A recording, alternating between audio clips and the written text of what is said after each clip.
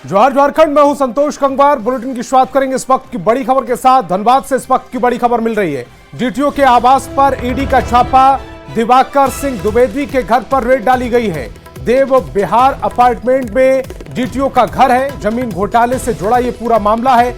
बोकारो में सीओ के पद पर ये डीटीओ थे, अब जिनके घर पर ये रेड डाली गई है। ईडी का ये बड़ा एक्शन। धनबाद से बड़ी खबर। डीटीओ के आवास पर ईडी ने छापा मारा। दिवाकर सिंह द्विवेदी के घर पर रेड डाली गई है। देव बिहार अपार्टमेंट में डीटीओ का घर है। जमीन घोटाले से जुड़ा ये पूरा मामला है। बोकारो में सीओ के पद पर थे डीटीओ और अब ये छापा मारा गया है। बड़ी खबर इस समय आपकी टेलीविजन स्क्रीन पर। संजय हमारे संवाददाता ज्यादा जानकारी के साथ फोन लाइन पर जुड़ रहे हैं। संजय, अब तक छापेमारी में क्या कुछ जानकारी बाहर निकली है?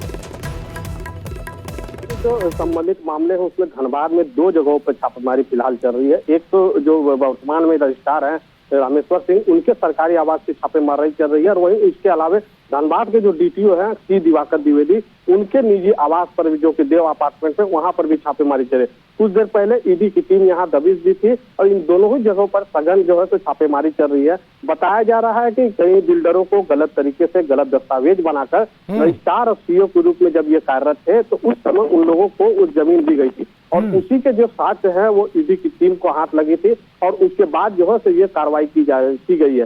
फिलहाल इनके आवास में ईडी की टीम पहुंची है और थोड़ी देर पहले पहुंची है। क्या कुछ हाथ लगा ये तो पता नहीं चल पाया है, लेकिन हड़कंप जरूर यहाँ मच गया है, क्योंकि अगर सी दिवाकर द्विवेदी की बात की जाए डीटीओ की, तो इससे पहले भी उनके आवास में कई बार ईडी की टीम छापेमारी करने पहुंच गई और यही कारण है कि फिर से जब एक बार ईडी की टीम डीटीओ के आवास में छापेमारी करने पहुंची है तो चर्चाएं बहुत तरीके से हो रही है। लेकिन जो रामेश्वर सिंह जो है, जो कि रजिस्ट्रार है, उनके यहाँ पहली बार छापेमारी चली और उनके सरकारी आवास में चर्चाएं जोरों पर हो रही है, लेकिन ईडी के हाथ क्या कुछ लगता है, इस पर सबकी नजर बनी हुई है। संजय, आप भी नजर बना के रखिए, आगे भी आपसे अपडेट लेंगे। फिलहाल तमाम जानकारी के लिए आपका बहुत बहुत शुक्रिया।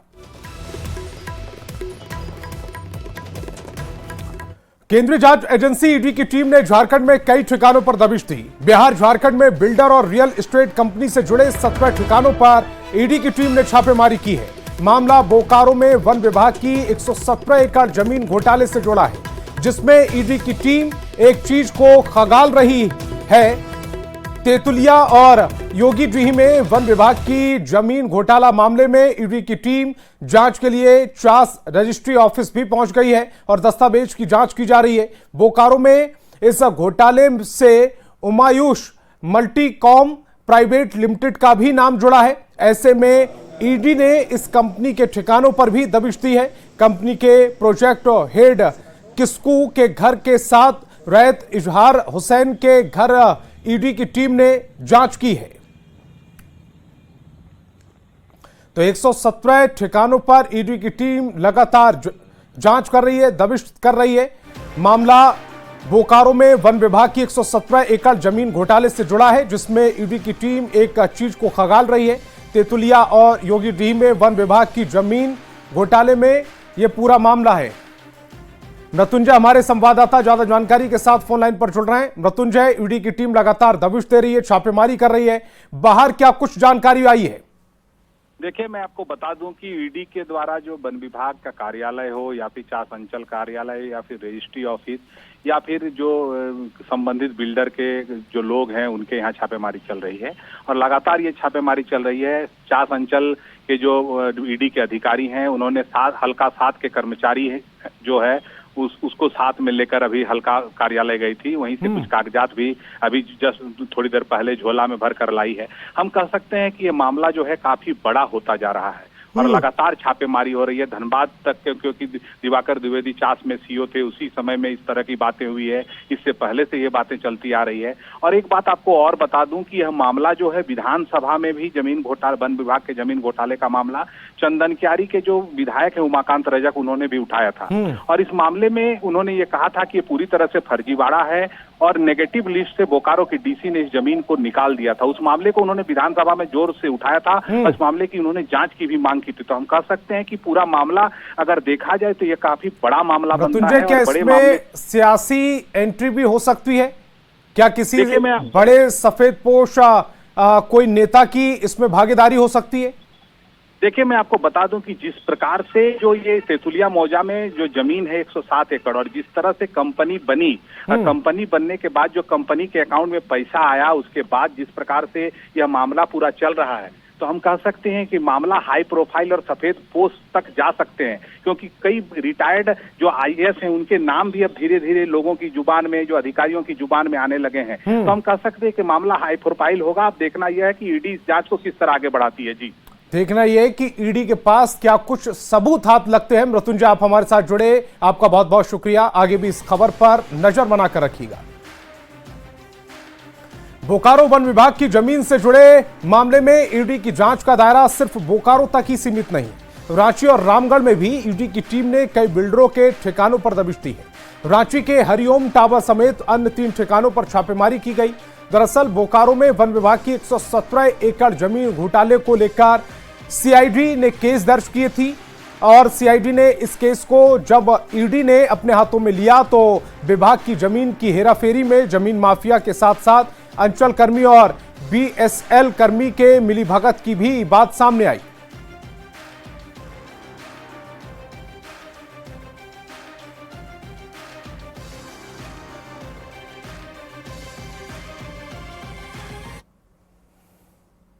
और रांची से बड़ी खबर मिल रही है।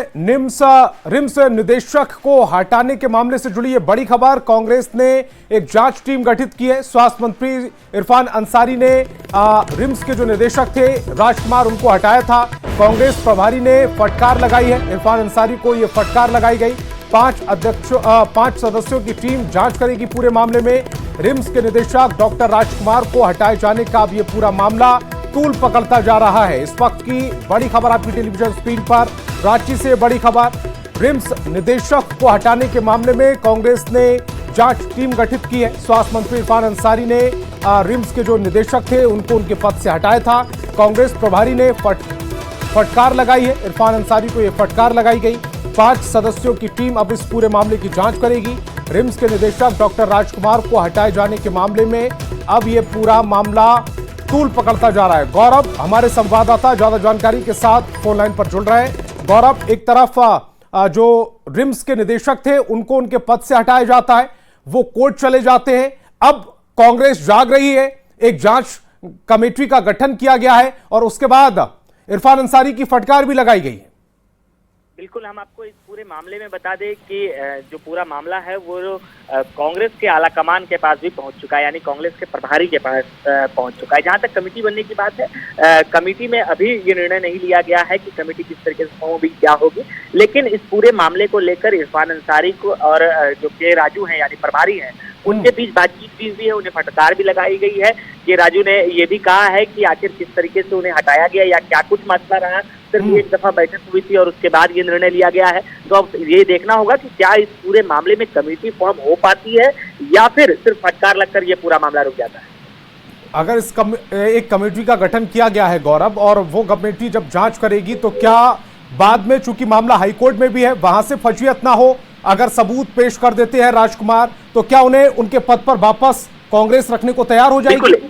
अगर कोर्ट की जहां तक बात है तो कोर्ट जो भी फैसला लेगा उसका हर कोई स्वागत करेगा। फिलहाल जो कि रिम्स के जो पूर्व निदेशक हैं वो कोर्ट में हैं और कोर्ट में इसी वजह से गए हैं ताकि उन्हें न्याय मिले। उन्होंने न्यूज़ 18 से बातचीत करते हुए भी इन बातों का जिक्र किया था कि कोर्ट हम इस वजह से आए हैं ताकि मुझे न्याय मिले, मैंने किसी तरह की गलती नहीं की है।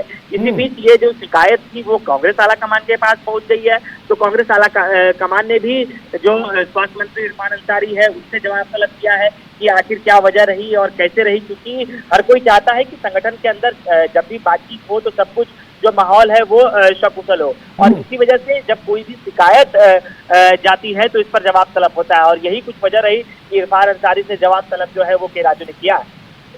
गौरव, इस तमाम जानकारी के लिए आपका बहुत बहुत शुक्रिया। और झारखंड के स्वास्थ्य मंत्री इरफान अंसारी जमशेदपुर में 2 दिवसीय दौरे पर हैं। इस दौरान उन्होंने बीजेपी पर निशाना साधा और कहा बीजेपी के नेताओं का मन बढ़ गया है। सीपी सिंह और बाबूलाल को देशद्रोही और दंगाई बताया। वहीं सीपी सिंह को नफरत फैलाने का हेडमास्टर बताते हुए सीपी सिंह को जल्द जेल जाने की चेतावनी भी दी। हम लोगों ने सांप को मारा है, मुंडी नहीं कुचला है। चुनाव में हम लोग भाजपा को हराया है, लेकिन इनकी नीतियों को नहीं हरा पाए। उसी नीति का उपज है सीपी सिंह, और बाबूलाल जी उसका दिखा दिखी कर रहे हैं। सीपी सिंह ये देशद्रोह है, ये दंगाई लोग हैं, ये नफरत का हेडमास्टर हैं ये लोग, ठीक है। ये नफरत क्या लगता है कि किताब पढ़ लिए हैं और उसी किताब से निकालते रहते हैं एक से एक। सीपी सिंह जेल जाएगा। और स्वास्थ्य मंत्री इरफान अंसारी के बयान पर बीजेपी विधायक सीपी सिंह ने पलटवार किया है। उन्होंने कहा कि स्वास्थ्य मंत्री का मानसिक संतुलन बिगड़ गया, ऐसे में उन्हें कांके जाकर अपनी मानसिक बीमारी का इलाज कराना चाहिए। उन्होंने कहा कि वे हर दिन इरफान अंसारी को देखने कांके जाएंगे।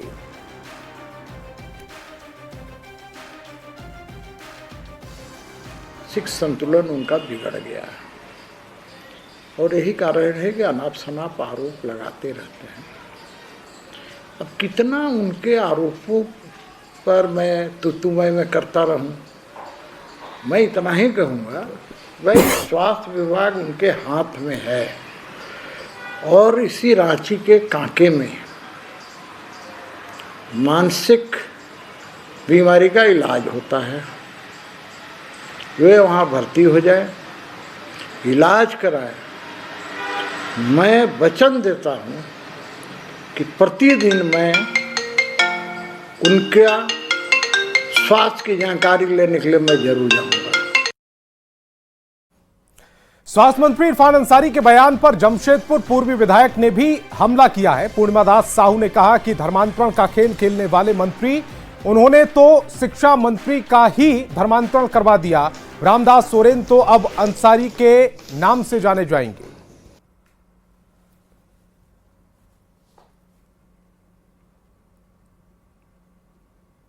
मंत्री जी को बता दूं कि जो ये खेल झारखंड में आकर खेल रहे हैं, धर्मांतरण का खेल, उन्होंने तो पहले ये बयान में अपने हमारे शिक्षा मंत्री जी को रामदास सोरेन अंसारी बना दिया। और यही जो खेल है ये झारखंड में पूरी तरह खेल रहे हैं, अपनी वोट बैंक की राजनीति कर रहे हैं, धर्मांतरण गिरोह चला रहे हैं। ये बात करते हैं और ये बात करते हैं मेरे बारे में कि मैं छत्तीसगढ़ की हूँ तो यहाँ आकर चुनाव लड़ी तब जीती।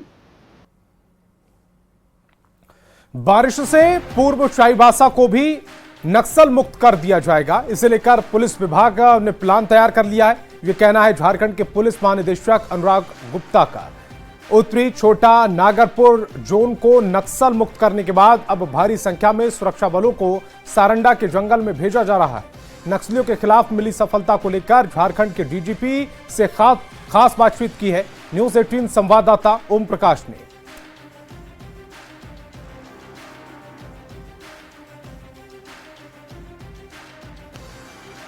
इसे जानने के लिए हमारे साथ इस वक्त राज्य के डीजीपी भी खुद मौजूद हैं। हम जानने की कोशिश करते हैं। सर, पहले तो बधाई, और ख़ास तौर से आपका अचीवमेंट कितना मायने रखता है? देखिए कि हमारी जो नक्सल के खिलाफ जो लड़ाई चल रही है पिछले 15 वर्षों से, वो अब अंतिम मुकाम पर पहुंच चुकी है। और अब हमारे जो 2 बड़े दस्ते थे उसमें से एक का पूर्ण रूप से सफाया हो गया। जैसे सांप का सिर काट दिया जाता है, वैसे इसके टॉप लीडरशिप सारी मारी गई है। ये जो नॉर्थ छोटा नागपुर जोन का जो दस्ता था वो पूर्ण रूप से ख़त्म हो चुका है। तो मैं मानता हूँ कि इससे हमारे जो बोकारो, हजारीबाग, धनबाद, गिरिडीह का जो क्षेत्र है वो पूर्ण रूप से अब नक्सल मुक्त हो गया है।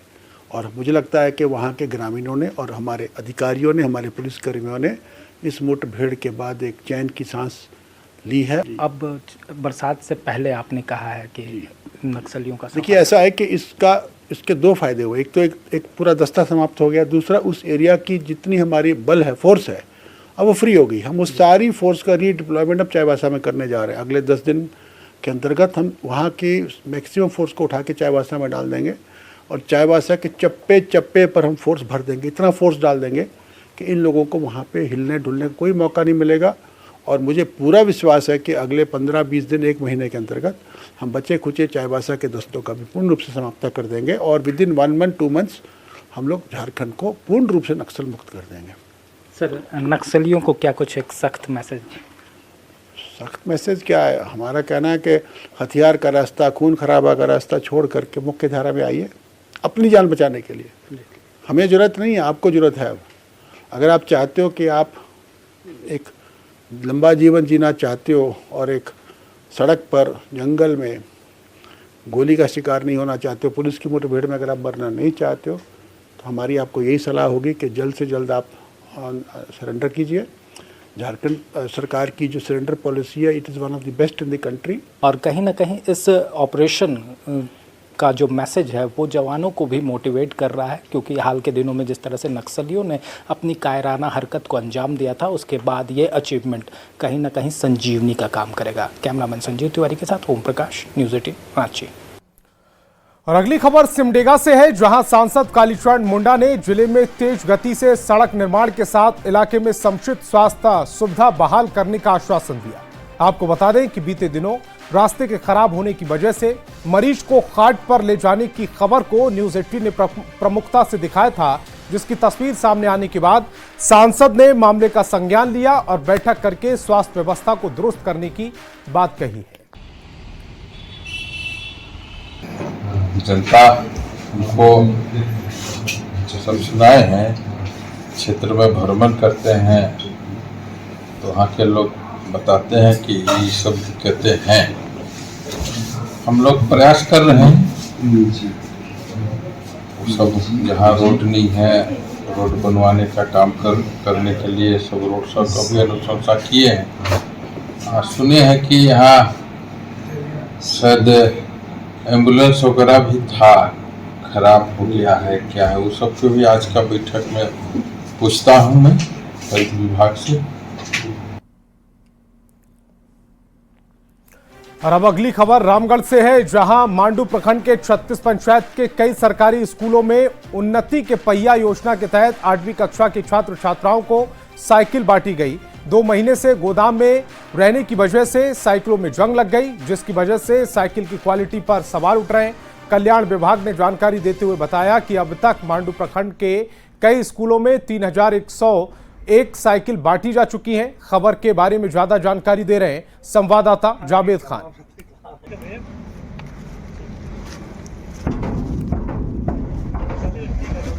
मांडू प्रखंड अंतर्गत हमारा जो साइकिल का जो डिमांड है वो 3000 प्लस है, जिसमें हमने 3101 वितरण कर चुका है।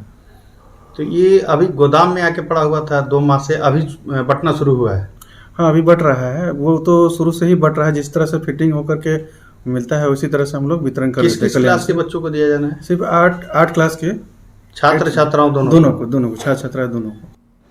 झारखंड सरकार के झारखंड साइकिल वितरण योजना यानी कि उन्नति के पहिया योजना के तहत क्लास 8वीं के छात्र छात्राओं को मांडू प्रखंड के विभिन्न स्कूलों में साइकिल दिया जाना। आप देख सकते हैं साइकिल यहाँ पर गोदाम में आकर 2 माह पूर्व से रखा गया था। कलकत्ता के एजेंसी द्वारा यहाँ पर साइकिल का यहाँ पर डिस्ट्रीब्यूशन सप्लाई किया गया है। बस 3000 साइकिल वितरण हो चुका है। 3000? हाँ, शिफ्टिंग कर दिया गाड़ी। अच्छा, और कितना साइकिल का ऑर्डर मिला आपको? टोटल यहाँ पे 3000 पहुँचे मांडू ब्लॉक के लिए 3000 पहुँचे। कितना पहले यहाँ पर आप लोग यहाँ शिफ्ट किए गोदाम में?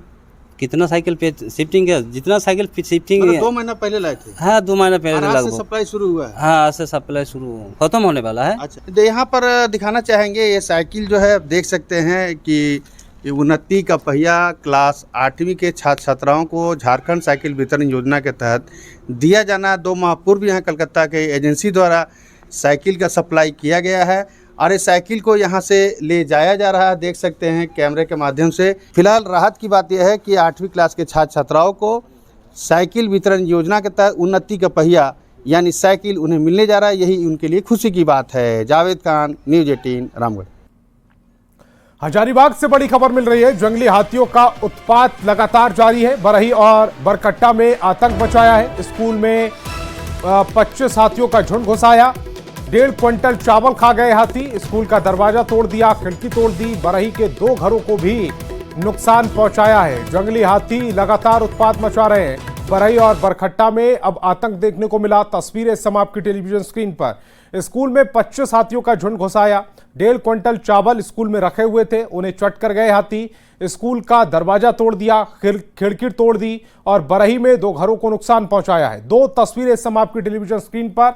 हाथियों का झुंड पहली तस्वीर में और हाथियों ने जो उत्पात मचाया है, नुकसान किया है, उसकी तस्वीर दूसरी है।